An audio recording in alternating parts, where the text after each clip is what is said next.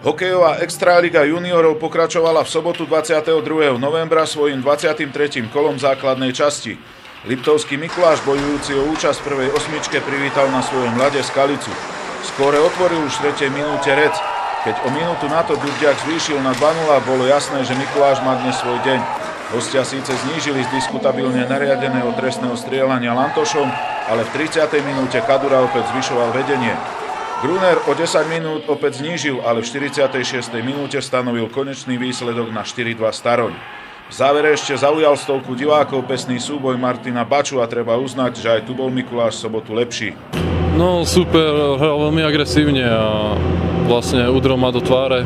Celý zápas hrali agresívne, dohrávali súboje. Výkon mužstva nám po zápase zhodnotili tí najpovolanejší. Myslím si, že chlapci bojovali.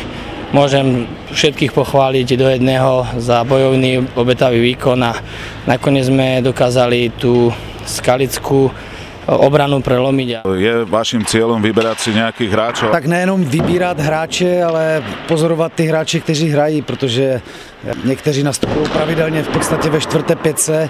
Ten dnešní zápas nemění pohled na to, že jsou tady hodně šikovní hráči, ale zrovna ti, kteří jsou podle mě hodně šikovní, tak se jim zrovna dneska nedařilo. Je potešujúce, že v mikulášskej juniorke stále vyrastajú hráči, ktorí sa uplatňujú aj v kategóriách dospelých. Pre televíziu Liptov Pavol Tomčík.